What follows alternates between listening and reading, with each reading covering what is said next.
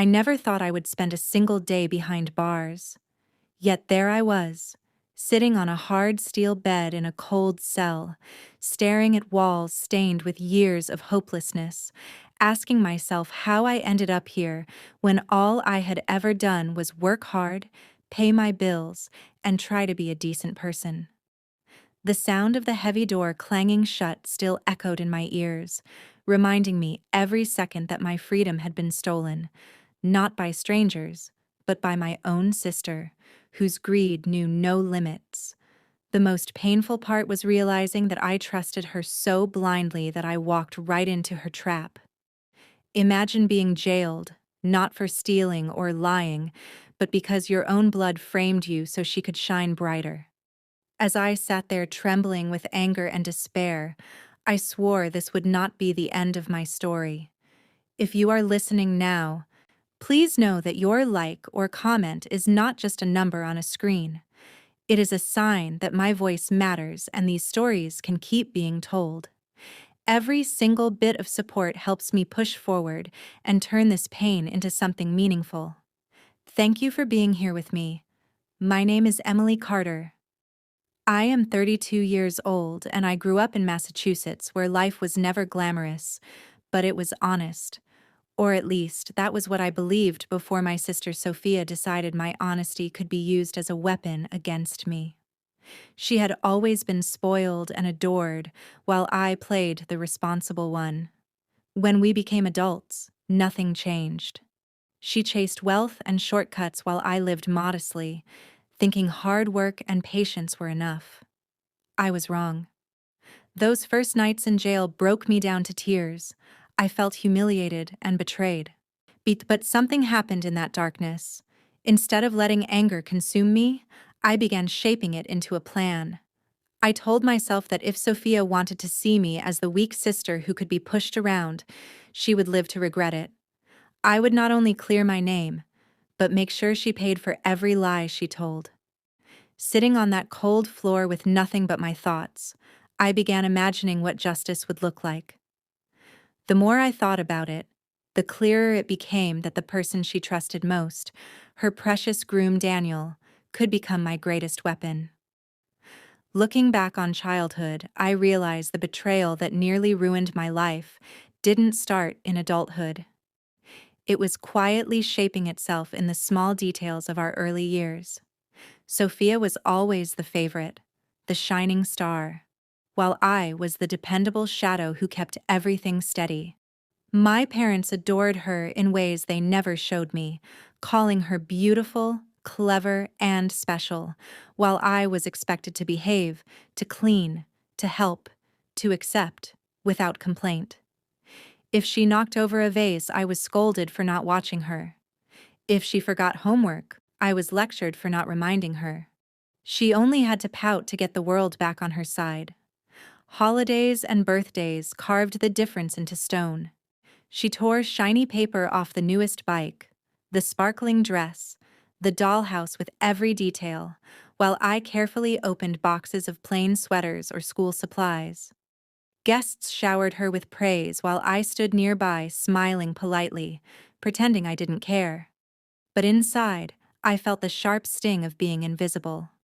Every unfair gift and unearned praise fed her belief that she deserved more, that life owed her comfort, that consequences were for others but never for her. Sophia's cleverness was dangerous because it looked harmless, almost charming. Outsiders believed she was sweet, when in reality she was learning to twist people around her finger. If she wanted my allowance, she would invent a story about needing it for school, only to spend it on candy. If she wanted my time, she would suddenly feel sick, so I would do her chores. If she lied to a teacher, she would stand innocently while I took the blame. She never once apologized or felt guilty. She only grew more confident each time I absorbed the punishment. By our teenage years, the gap between us was permanent. She lived like a princess, getting rides to parties, new clothes, and endless approval, while I stayed home working extra shifts at the diner to save for college. And people called her charming, fun, and ambitious, while they called me responsible, plain, and serious. Though I never let bitterness show, a quiet ache burned inside me. I chose peace over confrontation, silence over arguments, thinking it would keep the family together. But the cost of that silence was steep. Sophia learned she could use me without limits. By adulthood, she no longer saw me as a sister. She saw me as someone she could bend, trick, and discard whenever it suited her. As we grew older, the differences only widened. I studied accounting, worked long hours at small firms, and slowly built a life based on discipline and modest comfort. My apartment wasn't fancy, but it was mine, and I paid rent with pride. Sophia floated through her 20s like a butterfly, chasing luxury without working for it, always dating men who could fund her next adventure. She laughed at me for keeping spreadsheets of my bills while she boasted about champagne nights she hadn't paid for. Her luck seemed to double when she met Daniel, a 34-year-old businessman who had built his success through steady effort. Unlike the men before him, he wasn't just wealthy, he was kind and respectful. When she introduced him to the family, she draped herself on his arm like a prize. Daniel shook my hand politely, and for a moment I thought maybe he could be good for her. Sophia made sure everyone knew she had landed a man of status, whispering about his house, his car, and the wedding she was already planning. As months passed, the contrast between our lives became sharper. I worked late nights during tax season, ate leftovers, and tucked away small savings, while Sophia paraded around in designer clothes she hadn't paid for. She posted pictures of fancy restaurants and beach vacations, and relatives showered her with praise. She invited me to coffee only to brag, asking pointed questions about my modest salary and smirking as if my honesty made me pathetic. When the engagement came, Sophia treated it like a coronation. She called me late at night, squealing that Daniel had proposed and demanded I be her maid of honor. She spoke of the dress, the venue, the guest list, the flowers, and the perfect life she believed awaited her, never once mentioning love. I accepted because I didn't want to be the bitter sister, and because part of me still hoped marriage would change her, but deep down, I felt a knot in my stomach. I sensed danger. When I couldn't shake the feeling that her happiness would once again come at my expense. At first it seemed harmless, just small favors sisters might do for one another. Sophia came to me with a stack of papers, saying she needed a quick signature for something routine, nothing important. Her bank required it because her credit history was messy. I hesitated, but she leaned into our family bond, reminding me how I had always been the dependable one. I signed without thinking too much. That moment became the first thread in the web she was weaving. Over the next weeks and months, these requests grew like weeds. She needed me to co-sign for a minor loan. Then she wanted to use my name for a credit card. Each time she dressed it in charm, acting wounded if I questioned her. "Come on, Emily, you're my sister. Don't you trust me?" Though my stomach twisted with unease, I always gave in because the alternative felt like betrayal. But deep down, a quiet voice whispered I was making a mistake. Sophia's confidence during this time should have told me everything. She glowed with strange certainty, threw parties with Daniel's money, and bragged about her perfect life while secretly stacking documents with my name behind the scenes. I remember sitting in her living room as she showed me catalogs for her gown and invitations, while those papers I had signed sat quietly in a drawer nearby, carrying my doom. I should have stopped everything right there, but I was tired of being the difficult one. So I let her charm win again, and in doing so, I handed her the tools she needed to destroy me. And it was an ordinary Saturday morning when everything came crashing down. I woke up early, made breakfast, poured coffee into my favorite chipped mug, and looked forward to nothing more than a quiet day. But then came the pounding at the door, a thunderous series of knocks that rattled the frame. I barely had time to put my cup down before the door swung open, and uniformed officers filled my apartment with their heavy boots and cold voices. They said my name with such authority that my knees buckled before I understood why they were there. The words that followed, fraud, forgery, theft, sounded like foreign languages. But as handcuffs closed around my wrists, neighbors peeked from their doors, whispering with disbelief. At the station, humiliation unfolded slowly. They placed me under harsh fluorescent lights and pushed papers toward me, each bearing my signature, each tying me to crimes I hadn't committed. I recognized the handwriting, my own careful strokes, but the context was twisted. Documents I thought were harmless had been reshaped into loans, contracts, and debts, tying me to thousands of dollars I had never touched. I tried to explain, my voice shaking, that my sister had asked me to sign, that I had trusted her. But the officers exchanged looks that told me my pleas were useless. The courtroom became a stage where my life was torn apart piece by piece. The prosecutor painted me as a clever thief who had hidden behind a respectable job. Sophia sat among the spectators with Daniel by her side, her face the perfect picture of a wounded sister, her eyes glistening with fake tears. My parents avoided my gaze, their faces pale with shame. The judge barely looked at me as the gavel came down, and in that single sound, my reputation and my future were shattered. The ride to prison felt like a descent into another world. I stared out the small barred window of the van, tears blurring the view of streets I once walked freely, thinking about how easily Sophia had destroyed me. When the cell door slammed shut for the first time, the sound echoed inside me, final and merciless. But instead of breaking completely, something dark began to form. Rage rose through the cracks of my despair, solidifying into something harder, colder, and more dangerous. I would not only clear my name, but burn her perfect little world to ashes. Prison stripped me of everything. The first weeks felt like being dropped into a world where time stood still, marked only by the clang of metal doors. The cell was small, cold, and smelled of rust and damp concrete.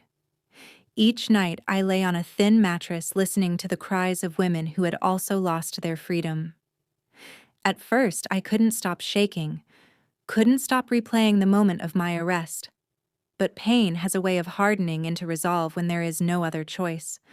My parents' silence was a wound deeper than the prison walls. Letters I sent home went unanswered. Sophia visited once, standing behind the glass divider with crocodile tears, telling me how sorry she was that I had gotten caught up in my bad decisions.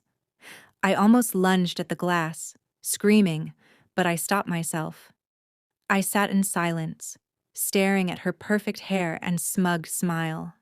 I realized then that she didn't just want me punished. She wanted me erased. That was the moment my anger transformed into something sharper. As weeks crawled by, I began to study everything with new eyes, using the long hours not to despair, but to plan. I replayed every detail of Sophia's scheme, wrote down ideas in the margins of borrowed books, scribbling tiny notes about loopholes, timing, and possibilities. I listened when other inmates talked about tricks and survival, not to become one of them, but because I was learning that power hides in unexpected places. For the first time in my life, I stopped thinking like the obedient sister who kept peace. I started thinking like someone preparing for war. The seed of revenge grew each day, fed by betrayal and silence. The clearer my vision became.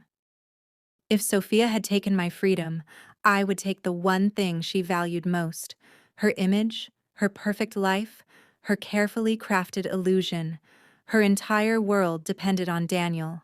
Yes, on the wedding, on the future she had built like a castle. If I could crack that foundation, the whole structure would fall.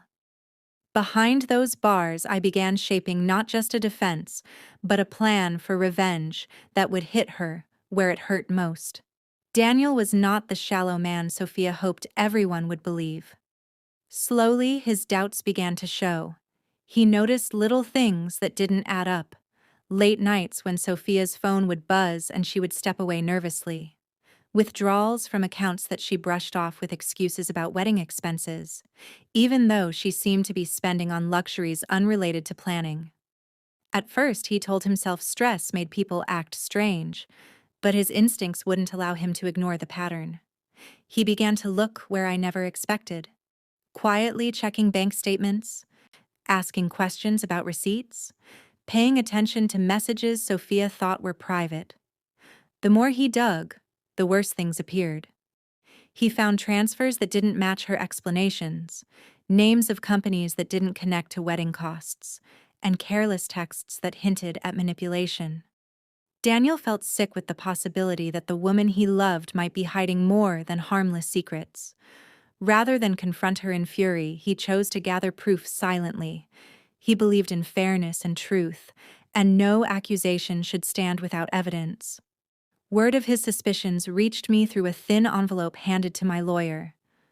The folder Daniel provided was small, but heavy with implication. Inside were bank screenshots, messages, and photos that connected Sophia to transfers and meetings that made no sense. Reading those pages in a courthouse hallway, I felt a rush of disbelief followed by cautious hope. For the first time since the arrest, there was proof that my story had legs beyond desperate denials. Daniel was torn, caught between loyalty to the woman he planned to marry and growing horror at what he was uncovering. But his character made him choose truth over comfort. When my lawyer first told me there were real grounds for an appeal, it felt like someone had cracked open a tiny window in the suffocating darkness. The prosecution's case began to show flaws, dates that contradicted receipts, signatures that looked unnaturally smooth as if traced by someone else, and bank entries that appeared edited after the fact. Each little inconsistency was a crack in the armor that had pinned me down. Hope alone wouldn't set me free, but the knowledge that evidence might be tainted gave me fuel I hadn't felt in months. It was after a brutal hearing that I saw Daniel again, standing in a courthouse corridor like a man waiting for a verdict on his own life. There was tired determination in his face. He moved quietly when he approached my lawyer, slipping an envelope into the file. When our eyes met for a heartbeat, I read an apology and a question in them both. Later, when I opened the envelope, I felt a tremor of disbelief. Timestamps that contradicted Sophia's stories, small transfers to accounts she'd said didn't exist, and messages that hinted at meetings she had presented as innocent. But along with that fragile hope came a darker thought that took root and wouldn't be shaken. Clearing my name was necessary, but it wouldn't heal the months of cruelty and humiliation. Part of me hungered for something more, not just justice but reckoning. Not just a clean record, but a public rebalancing. Sophia's life depended on carefully cultivated appearances, the perfect fiancé, the wedding with chandeliers, the family's approval. If I could hit her where she cared most, in public and personal pride, the blow would be deeper than any legal victory alone. Once Daniel and I realized we shared the same goal, cautious conversations began to grow into something far more dangerous. Together, we started shaping a plan bigger than court documents. We agreed that Sophia's strength had always been her ability to control the story people believed. If we wanted to destroy her, we had to break that image in front of the very audience she worked so hard to impress. The wedding would be the perfect stage. I could almost see it. The flowers, the guests, the sparkle of her gown, all brought to silence when truth was revealed. But another layer of the plan took shape, one far more personal. Sophia's greatest pride was not her money or parties, but the man who stood beside her, proof she had won the endless competition she staged between us. If she had stolen my freedom, I would steal the one thing she cherished most. When Daniel and I spent more time together going over evidence late into the night, I let the boundaries shift. The first time it happened between us, it wasn't planned. But when it did, I understood immediately how powerful it could become. In the quiet after, I made the decision that this moment would not stay hidden. I arranged the camera myself, deliberate and steady, recording what Sophia would never believe possible until she saw it with her own eyes. That video became more than evidence. It became my weapon, the dagger I could use when the time was right. Proof that her perfect groom had not only betrayed her, but had chosen me, the sister she tried to erase. From that point on, everything became a matter of timing, patience, and precision. The day of the wedding arrived like a performance staged for royalty. From the moment I entered the grand hall, I could feel how much Sophia had invested in this spectacle. Chandeliers sparkled like frozen stars, casting golden light over tables dressed in white linens. Waiters moved with the precision of dancers, pouring champagne into glasses that seemed to multiply endlessly. The air was heavy with the scent of roses and lilies, so strong it felt suffocating. Guests in tailored suits and silk dresses laughed loudly, their words buzzing with admiration for Sophia's taste, her dress, her man, her future. I lingered in the background, unnoticed, like a shadow at the edge of her kingdom. As I watched her glide toward the altar in a gown that shimmered like liquid silver, I felt the sharp ache of every childhood slight, every insult, every time I had been forced to step aside while she took the stage. But instead of pain, that ache transformed into resolve. I knew this day would not end the way she imagined. Sophia basked in the glow of her guests like a queen savoring her coronation, her smile wide and blinding, her hand tightly gripping Daniel's arm. She looked around the room not with humility or joy, but with triumph, as if silently declaring she had conquered me. The pastor's words floated through the air, familiar and ceremonial. The music swelled, guests leaned forward in anticipation. Yet beneath that glittering surface, cracks were waiting. Cracks she had never seen because arrogance had blinded her. At the moment when vows began, when the room held its breath waiting for the kiss that would crown her triumph, the atmosphere shifted with a sound so sharp it silenced the entire hall. The heavy wooden doors at the far end burst open. Officers stepped inside, their uniforms dark against the glow of chandeliers, their faces grave. The echo of their boots striking marble carried more weight than any orchestra. Conversations died mid-sentence. Glasses were set down with trembling hands. Whispers of admiration turned instantly into questions laced with dread. Sophia froze, her smile faltering for the first time, her eyes flickering with confusion as she looked from Daniel to the officers to the stunned faces of her guests. Daniel cleared his throat, and the sound alone seemed to split the silence, drawing every eye to him. He began to speak of fraud, of deception, of documents forged and accounts stolen. His words were simple but heavy, and he handed the folder thick with evidence into the waiting hands of the officers. Gasps rippled through the hall as papers were shown, passed from one hand to another, each page carrying proof that her wealth and glamour had been stolen from me. Murmurs rose like thunder. Voices called out, "Is this true?" And "How could she do this?" while Sophia's carefully rehearsed image dissolved before her.